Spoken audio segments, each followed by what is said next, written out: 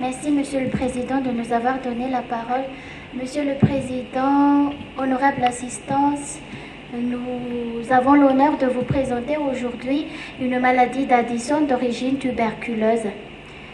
Pour cela, notre plan va comporter une introduction suivie de notre observation, puis de la discussion avant la conclusion. Notre objectif étant de rapporter un cas de maladie d'Addison d'origine tuberculeuse chez une Malgache. La maladie d'Addison, c'est une pathologie caractérisée par une déficience globale en hormones gluco- et minéralocorticoïdes et en androgènes surrénaliens liée et qui fait suite à une destruction de la cortico-surrénale. C'est une maladie rare parce que la prévalence dans les pays européens se chiffre autour de 39 à 144 par 1 million d'habitants. Il n'y a que peu de données en Afrique, avec, au cours d'une étude récente de Ross, 3,1 par million d'habitants seulement. Madagascar ne dispose pas encore de chiffres déterminés. Concernant l'étiologie,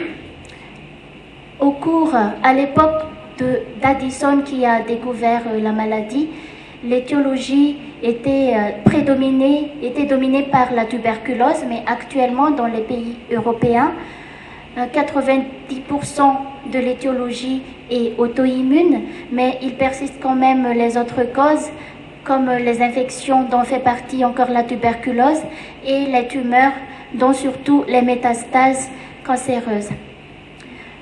Dans les pays en développement, quand même, la tuberculose reste la cause la plus fréquente. L'intérêt de présenter ce cas, c'est que cette pathologie existe et elle peut être grave par la possibilité de survenue à tout moment des crises aiguës de décompensation qui pourra et qui va mettre en jeu le pronostic vital avec les états de choc qui l'occasionnent. Notre observation concerne ainsi une femme âgée de 31 ans qui est gargotière, domiciliée à Tamatave, qui nous a été adressée en consultation externe le 10 novembre 2015 par une des collègues de la clinique des Sœurs Nkatfuti pour suite de prise en charge d'une maladie d'Addison avec tuberculose génitale documentée. En fait, cette patiente qui n'a pas d'antécédent médical particulier, mais qui avait un problème de spanioménorrhée suivi d'aménorrhée et de stérilité secondaire depuis 2006, aurait présenté depuis décembre 2014 des épisodes répétés d'asthénie, d'anorexie, de faux vertiges et de nausées qui ont motivé multiples consultations au cours desquelles on aurait retrouvé des chiffres tensionnels basses et qui parallèlement auraient présenté des plaques de taches noires au niveau de sa langue et de ses deux jambes. Par ailleurs, elle a présenté un amaigrissement de 20 kg environ en 6 mois. Selon ce qui nous a été transmis, elle aurait présenté une asthénie importante avec indice de performance status coté A2 au mois de mai 2015 lors de la consultation dans la clinique des Sœurs, avec une tension artérielle à la limite inférieure de la normale et un examen respiratoire, cardiaque et neurologique sans particularité. Une mélanodermie a été constatée, mais la photo ne nous a pas été transmise. La biologie constatée en mois de mai 2015 aurait présenté une hyponatrémie et une hyperkaliémie et le compte-rendu de dosage de cortisolémie qui nous a été parvenu montrait un effondrement de la cortisolémie à 8 heures à 0,7 microgrammes par décilitre et à l'électrophorèse des protéines sériques, on a retrouvé une hypergamma-globulinémie polyclonale. La sérologie HIV était négative. Toujours au mois de mai 2015, la radiographie pulmonaire était normale, mais la tomodensitométrie thoraco-abdominopelvienne montrait une hypertrophie surrénalienne bilatérale avec une hypertrophie surrénalienne bilatérale avec une nécrose centrale. Ainsi, devant l'effondrement de la cortisolémie à 8 heures et cet élargissement des surrénales de façon bilatérale avec hypodensité centrale, la maladie d'Addison a été tout de suite posée comme diagnostic et rapidement, les collègues de la clinique des Sœurs ont entamé la substitution hormonale en hydrocortisone à raison de 30 mg par jour. Tout en continuant la recherche étiologique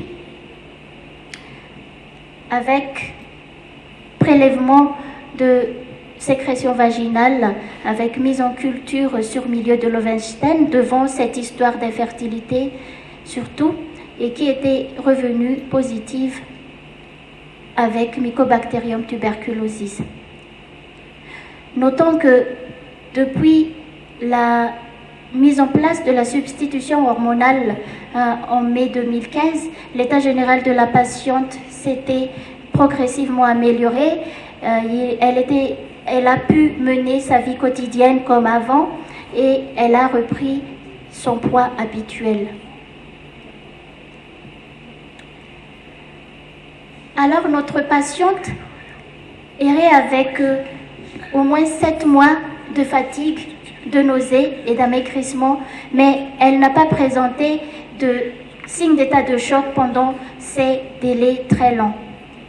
Alors que ces signes suscités peuvent constituer, selon la littérature, des signes révélateurs de la maladie d'Addison et en plus la présence de mélanodermie qui était présente chez notre patiente pourrait aussi alarmer pour entamer la recherche d'une insuffisance surrénalienne. Par contre, concernant la crise aiguë, elle pourrait constituer un signe révélateur de la maladie d'Addison que dans 25% des cas. Ce retard diagnostique chez notre patiente pourrait s'expliquer, comme dans la plupart des cas retrouvés dans la plupart des littératures, pourrait s'expliquer par le fait que les symptômes de l'insuffisance surrénalienne primitive et sont insidieux et non spécifiques. L'étude de Ross en Afrique du Sud qui était faite sur 148 patients utilisait ces symptômes généraux et après était orienté avec des signes biologiques d'orientation, dont surtout l'ionogramme sanguin avec découverte d'hyponatrémie. Devant donc ces signes généraux et cette hyponatrémie, le dosage de cortisolémie était réalisé chez 36 de ces patients, mais au cours de cette étude, le dosage de cortisolémie se faisait dans 100% des cas avec le dosage associé de la CTH et ou avec un test au synactène. Chez notre patiente, devant le coût élevé de dosage hormonal, nous n'avons réalisé, devant la présence des signes généraux et de l'hyponatrémie, que le dosage de la cortisolémie. Puisque une mélanodermie était présente et cette mélanodermie pouvant nous orienter vers la possibilité d'une élévation importante de la CTH qui vont stimuler les mélanocytes pour sécréter de la mélanine pour expliquer la mélanodermie.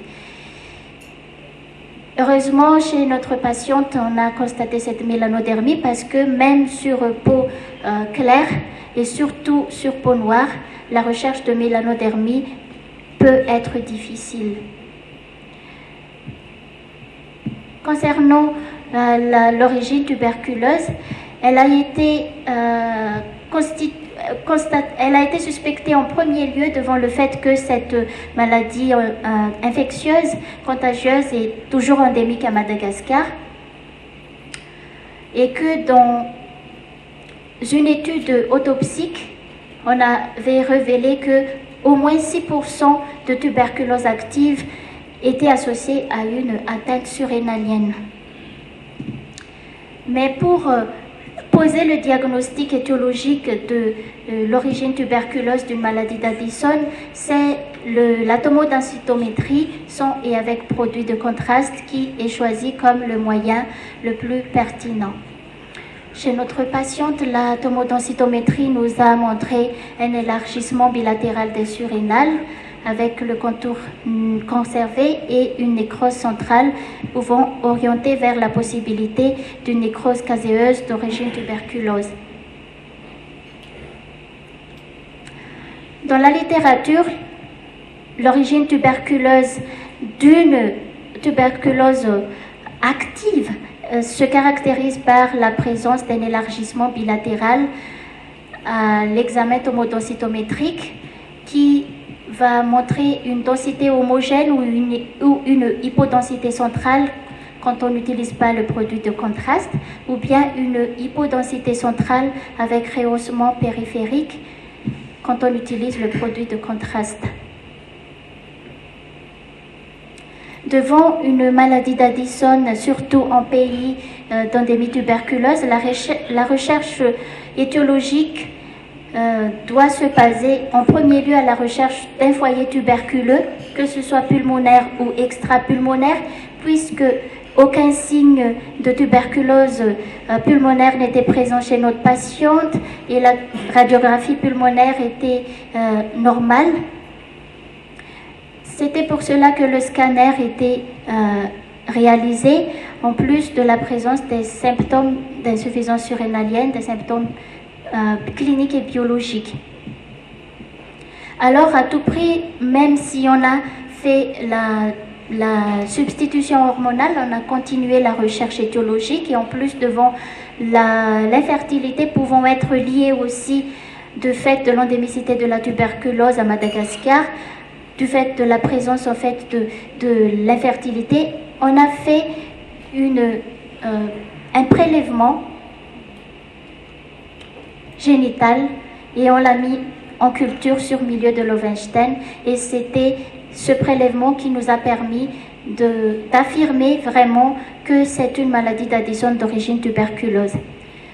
En fait, selon la littérature toujours, toute localisation de tuberculose peut s'associer à une atteinte surrénalienne, même si dans 12% de cas, l'atteinte surrénalienne peut être isolée. Le traitement par hydrocortisone a été rapidement débuté chez notre patiente et cela lui a permis de retrouver sa vie antérieure. Mais la littérature préconise l'association d'hydrocortisone et de fludrocortisone qui doit remplacer le minéralocorticoïde, mais ce n'est pas toujours obligatoire. Si une dose un peu plus élevée d'hydrocortisone, dans 30 mg par jour, pourrait faire disparaître les signes d'insuffisance minéralocorticoïde, dont le soif en sel et l'hypotension artérielle. Et pendant ce traitement, le régime doit rester sodé avec apport de 3 à 4 grammes par jour de sel. Et par ailleurs, le fludrocortisone est très difficile à se procurer à Madagascar. C'est pour cela que nous n'avons pas touché à la dose de 30 mg par jour déjà prescrit par notre collègue chez notre patiente. Le traitement antituberculeux, leur but c'est de stériliser le foyer infectieux. On n'espère plus reprendre l'état du corticosurrénal parce que dès que les symptômes d'insuffisance surrénalienne primitive apparaissent, 90% au moins du cortex surrénalien sont déjà détruits. Pareil pour sa stérilité, ça a duré trop longtemps et même si on va traiter sa tuberculose, la séquelle génitale va être importante. Le traitement antituberculeux qui est récemment administré suit la recommandation du PNLT en vigueur à Madagascar, et notre surveillance va surtout insister sur la prise périodique de sa tension artérielle et de l'ionogramme sanguin pour détecter pour détecter le plus tôt possible un signe d'insuffisance minéralocorticoïde ou bien une rechute des signes d'insuffisance glucocorticoïde. En effet, la rifampicine qu'on va utiliser au cours de la tuberculose va accélérer le catabolisme de l'hydrocortisone, et dans certains cas, il faut doubler la dose d'hydrocortisone. Et à la fois, l'infection et le traitement antituberculeux peuvent entraîner un état de déshydratation et un état de stress chez notre patiente qui pourra aggraver les symptômes d'insuffisance surrénalienne. Et au moindre apparition de chute tensionnelle ou d'ionogramme sanguin, nous allons procéder à augmenter la dose de son hydrocortisone. Pour conclure, nous pouvons conclure que les caractères insidieux des deux maladies associées chez notre patiente, l'insuffisance surrénalienne primitive et la tuberculose, retardaient son diagnostic et sa prise en charge. Nous invitons nos collègues malgaches surtout à ne pas hésiter à prescrire de l'ionogramme sanguin devant toute symptomatologie générale associant une anorexie, une asthénie et un amaigrissement, même si ça rentre dans le cadre des 3A2S de la tuberculose, à doser l'ionogramme sanguin qui pourra nous orienter vers la possibilité d'une insuffisance surrénalienne associée au cours des tuberculoses, puisque toute localisation de tuberculose peut s'associer à une atteinte surrénalienne, et alors que quand les symptômes se manifestent, 90% au moins du cortex surrénalien est déjà détruit, et donc la substitution hormonale sera poursuivie à vie. Nous avons achevé notre présentation. Nous vous remercions de votre aimable attention.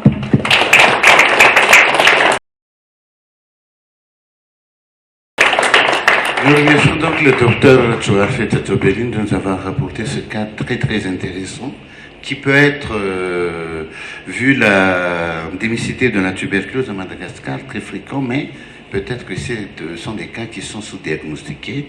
Et nous invitons donc les orateurs de passer aux séances, de monter ici pour qu'on puisse passer aux séances de questions. Si vous avez des questions, ce sont des cas qui sont vraiment rares. Hein. Et la tuberculose nous réserve toujours des surprises en matière de localisation. Quoi.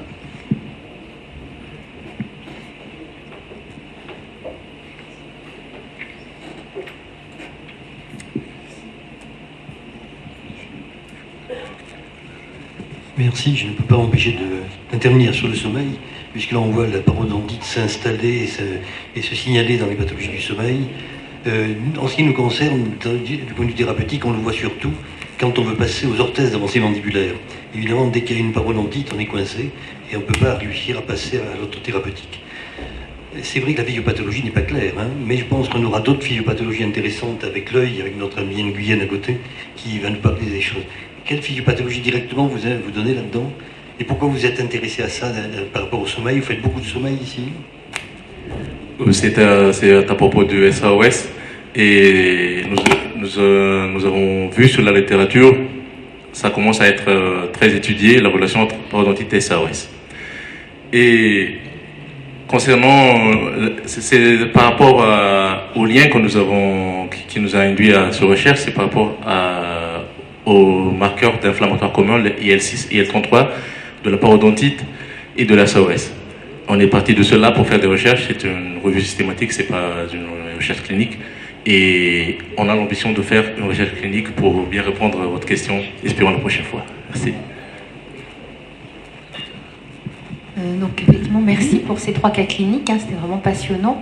Donc, moi j'avais une question effectivement d'abord pour Brigitte concernant le cas clinique présenté, qui est vraiment très intéressant et je pense qu'il nous concerne tous, quelles que soient nos modalités d'exercice, puisqu'on voit énormément actuellement un regain d'utilisation d'huile essentielle et je pense que quel que soit l'endroit où on exerce, de plus en plus, tout le monde utilise des inhalations d'huile essentielle parce qu'il y a à nouveau en vogue, je pense, à la fois à Madagascar, parce que je vois un peu dans ma famille autour, mais aussi en Europe, voilà, un regain et tout le monde pense que les huiles essentielles, c'est tout à fait inoffensif.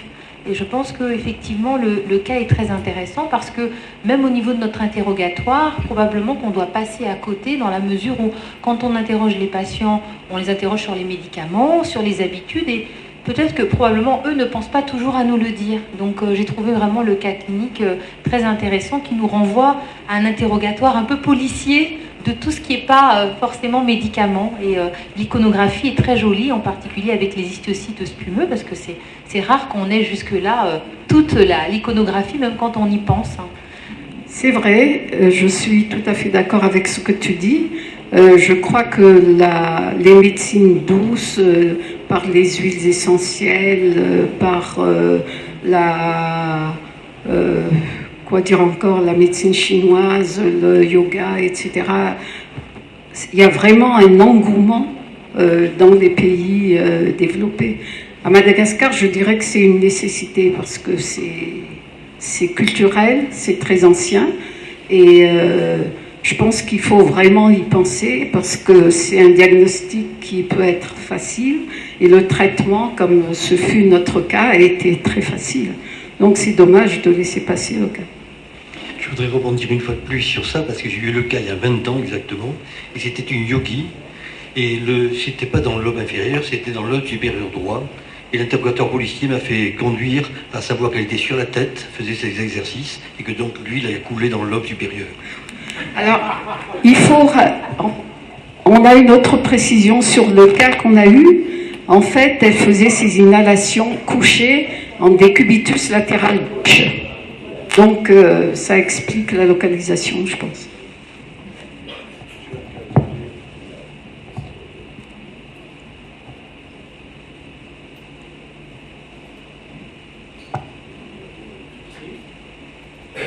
À ce que je sache, la dame n'a plus d'enfant, la patiente de tout à l'heure.